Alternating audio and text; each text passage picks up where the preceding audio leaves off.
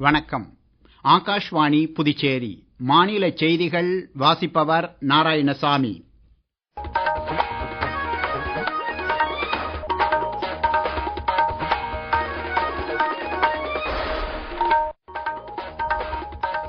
தலைப்புச் செய்திகள். நாட்டில் அனைத்து துறைகளிலும் பெண்கள் சவால்களை எதிர்கொண்டு சாதனைகளை படைத்து வருவதாக பிரதமர் திரு நரேந்திர மோடி தெரிவித்துள்ளார். பண்டிகை நாட்களில் சுதேசி பொருட்களை மட்டுமே வாங்கி கொண்டாடுவோம் என்று பிரதமர் திரு நரேந்திர மோடி வலியுறுத்தியுள்ளார். கரூர் சம்பவத்தில் உயிரிழந்தவர்களின் குடும்பத்தினருக்கு தேசிய நிவாரண நிதியிலிருந்து 2 லட்சம் ரூபாய் கருணைத் தொகை வழங்கப்படும் என்று பிரதமர் திரு நரேந்திர மோடி அறிவித்துள்ளார். நாடு சுதந்திரமடைந்த காலத்திலிருந்து தீவிரவாத சவால்களை எதிர்த்து இந்தியா போராடி வருவதாக மத்திய வெளியுறவுத்துறை அமைச்சர் டாக்டர் ஜெய்சங்கர் தெரிவித்துள்ளார். இனி விரிவான செய்திகள். நாட்டில் கல்வியில் தொடங்கி அறிவியல் தொழில்நுட்பம் வரையிலான அனைத்து துறைகளிலும் பெண்கள் கடினமான சவால்களை எதிர்கொண்டு சாதனைகளை படைத்து வருவதாக பிரதமர் திரு நரேந்திர மோடி தெரிவித்துள்ளார். அவர் இன்று அகில இந்திய வானொலியில் 126வது மனதின் குரல் நிகழ்ச்சியின் மூலம் நாட்டு மக்களிடம் உரையாற்றினார். அப்போது நாட்டு மக்களின் சாதனைகளை பற்றி தெரிந்து கொள்வது தமக்கு உண்மையிலேயே சுகமான அனுபவத்தை அளிப்பதாக தெரிவித்தார். நிகழ்ச்சியில் அவர் 2 பெரிய ஆளுமைகள் குறித்து பேசினார். தியாகி பகத்சிங் மற்றும் பிரபல பின்னணி பாடகி லதா மங்கேஷ்கர் ஆகியோரின் பிறந்த நாளை அவர் குறிப்பிட்டு பேசினார். நாடு முழுவதும் உள்ள இளைஞர்களின் ஊக்கத்தின் ஊற்றாக தியாகி பகத்சிங் திகழ்வதாக பிரதமர் கூறினார். அஞ்சாமை என்பது அவரது இயல்பான குணமாக விளங்கியதாகவும், நாட்டுக்காக தூக்கு மேடை ஏறும் முன்பு அவர் ஆங்கிலேயர்களுக்கு எழுதிய கடிதத்தில் தன்னையும் தன்னுடைய சகாக்களையும் போர்க்கைதிகளைப் போன்று நடத்த வேண்டும் என அவர் கேட்டுக்கொண்டதை பிரதமர் சுட்டிக்காட்டினார். தங்களது உயிர் தூக்கு மேடையில் அல்ல, துப்பாக்கியால் சுடப்பட்டு உயிர் போக வேண்டும் என்று பகத்சிங் எழுதிய கடிதத்தை பிரதமர் நினைவு கூர்ந்தார். தியாகி பகத்சிங்கிற்கு தாம் அஞ்சலி செலுத்துவதாகவும் அவர் குறிப்பிட்டார். மேலும் லதா மங்கேஷ்கரின் பிறந்த தினம் இன்று கொண்டாடப்படுவதை பிரதமர் சுட்டிக்காட்டினார். நாட்டின் கலாச்சாரத்திலும் இசையிலும் லதா மங்கேஷ்கர் ஆர்வம் கொண்டிருந்ததாக பிரதமர் தெரிவித்தார். நவராத்திரி தொடங்கியுள்ள இந்த வேளையில் கல்வி தொடங்கி அறிவியல் வரை அனைத்து துறைகளிலும் பெண்கள் கொடிநாட்டி வருவதாக பிரதமர் தெரிவித்துள்ளார். கடினமான சவால்களை எதிர்கொண்டு கற்பனை செய்து பார்க்க முடியாத அளவிற்கு மகளிர் வெற்றி பெற்றிருப்பதாகவும் பிரதமர் கூறினார்.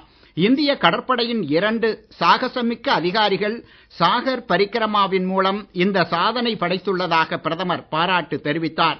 இச்சாதனை புரிந்த லெப்டினன்ட் கமாண்டர் தில்னா மற்றும் லெப்டினன்ட் கமாண்டர் ரூபாவுடன் பிரதமர் கலந்துரையாடினார். சாகர் பரிக்கிரமாவில் 2 அதிகாரிகளின் அனுபவங்களை நாட்டு மக்களுடன் பகிர்ந்து கொள்ள வேண்டும் என்றும் பிரதமர் கேட்டுக்கொண்டார். மன உறுதி, நெஞ்சுரம் என்றால் என்ன என்பதை இந்த 2 அதிகாரிகளும் இணைந்து நிரூபித்துள்ளனர் என்றும் பிரதமர் தெரிவித்தார். அவர்கள் இருவருக்கும் பிரதமர் தமது வாழ்த்துக்களை தெரிவித்துக் கொண்டார். தற்போது பண்டிகை அடுத்தடுத்து வர இருப்பதை சுட்டிக்காட்டிய பிரதமர், இந்த முறை ஜிஎஸ்டி சேவையால் பண்டிகைகளை சிறப்பாக கொண்டாட முடியும் என்று நம்பிக்கை தெரிவித்தார்.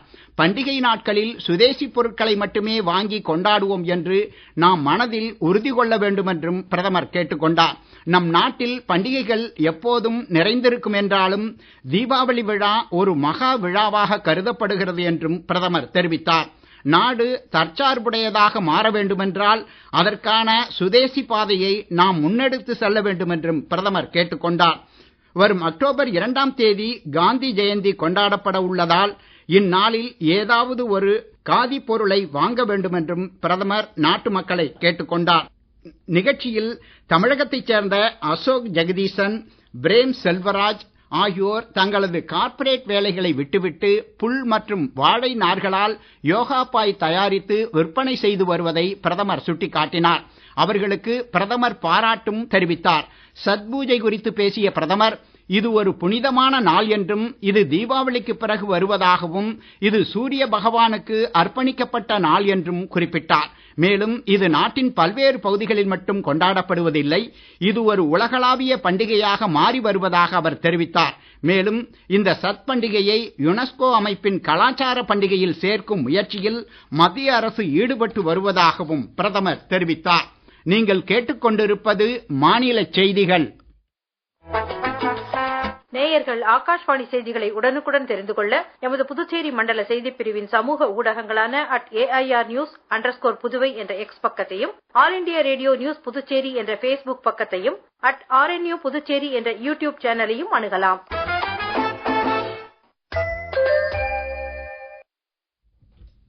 பிரதமர் திரு நரேந்திர மோடி தலைமையிலான அரசு மக்கள் சேவை நல்லாட்சி என்ற தாரக மந்திரத்தின் அடிப்படையில் நாட்டில் மாற்றங்களையும் முன்னேற்றத்தையும் கொண்டுவர அயராது உழைத்து வருகிறது.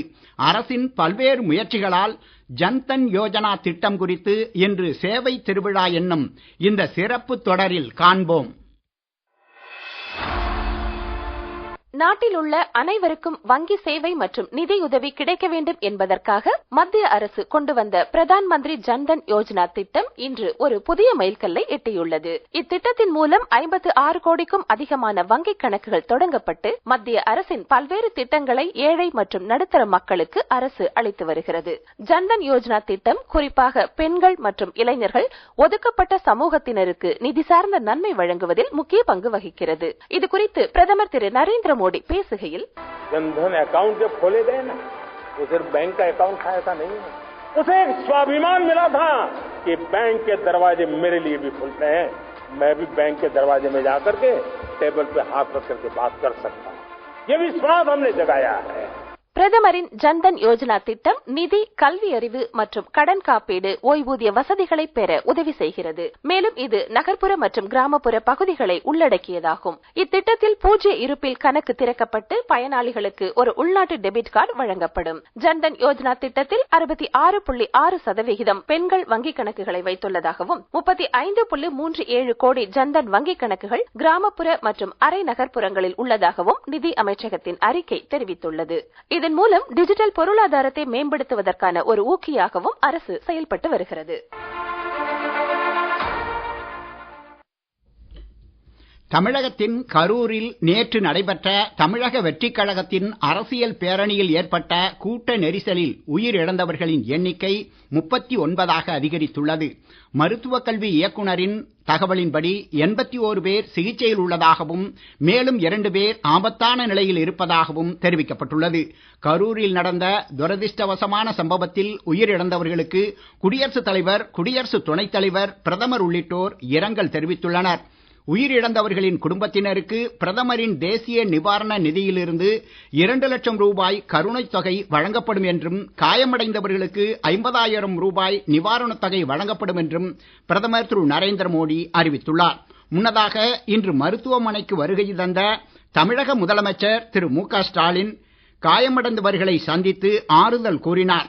பின்னர் விபத்தில் உயிரிழந்தவர்களின் குடும்பத்தினருக்கு தலா 10 லட்சம் ரூபாயும், காயமடைந்தவர்களுக்கு தலா 1 லட்சம் ரூபாய் நிவாரணம் வழங்கப்படும் என்றும் தெரிவித்தார். நாட்டில் தற்போது அமலாகி வரும் அடுத்த தலைமுறை ஜிஎஸ்டி சீர்திருத்தங்கள் மறைமுக வரி கட்டமைப்பை எளிமைப்படுத்துவதில் முக்கிய நடவடிக்கையாக அமைந்துள்ளது. இதுவரை 4 அடுக்குகளாக இருந்த ஜிஎஸ்டி கட்டமைப்பு 5%, 18% என 2 அடுக்குகளாக குறைக்கப்பட்டுள்ளது. வீட்டு உபயோகம் மற்றும் மாணவர்களுக்கு தேவையான பல்வேறு பொருட்கள் மற்றும் சேவைகள் மீதான வரி குறைப்பினால் மக்கள் மீதான வரிச்சுமை கணிசமாக குறைந்துள்ளது. இது குறித்து ஒரு செய்தி தொகுப்பு. விவசாயத்துறையில் மக்கான் சார்ந்த சிற்றுண்டிகளுக்கான ஜிஎஸ்டி வரி விகிதங்களை மத்திய அரசு 12% இருந்து 5% குறைத்துள்ளது. இந்த வரி குறைப்பு உள்நாட்டு மற்றும் உலகளாவிய சந்தைகளில் உற்பத்தியை மிகவும் போட்டித்தன்மை கொண்டதாக மாற்றும். பழ வகைகள், ஜாம்கள் மற்றும் ஊறுகாய்களுக்கான ஜிஎஸ்டி வரி 12% இருந்து 5% குறைக்கப்பட்டுள்ளதால் இது உள்ளூர் தொழிலாளர்களுக்கு பலனளிக்கும். மேலும் நுகர்வோர் தேவையையும் அதிகரிக்கச் செய்யும். நாடு சுதந்திரம் அடைந்ததிலிருந்து தீவிரவாத சவால்களை எதிர்த்து போராடி வருவதாக மத்திய வெளியுறவுத்துறை அமைச்சர் டாக்டர் ஜெய்சங்கர் தெரிவித்துள்ளார். ஐநா பொது சபையில் உரையாற்றிய அவர், உலகளாவிய தீவிரவாதத்தின் மையமாக அண்டை நாடு திகழ்வதாக பாகிஸ்தானை மறைமுகமாக குறிப்பிட்டார். நாடு சுதந்திரமடைந்த காலத்திலிருந்து தீவிரவாத சவால்களை எதிர்த்து இந்தியா போராடி வருவதாகவும் அவர் தெரிவித்தார். அடுத்த 3 முதல் 4 நாட்களுக்கு தமிழ்நாடு, புதுச்சேரி, காரைக்கால் உள்ளிட்ட இடங்களில் இடியுடன் கூடிய மழை பெய்ய வாய்ப்புகள் உள்ளதாக இந்திய வானிலை ஆய்வு மையம் தெரிவித்துள்ளது. மீண்டும் தலைப்புச் செய்திகள். நாட்டில் அனைத்து துறைகளிலும் பெண்கள் சவால்களை எதிர்கொண்டு சாதனைகளை படைத்து வருவதாக பிரதமர் திரு நரேந்திர மோடி தெரிவித்துள்ளார். பண்டிகை நாட்களில் சுதேசி பொருட்களை மட்டுமே வாங்கி கொண்டாடுவோம் என்று பிரதமர் திரு நரேந்திர மோடி வலியுறுத்தியுள்ளார்.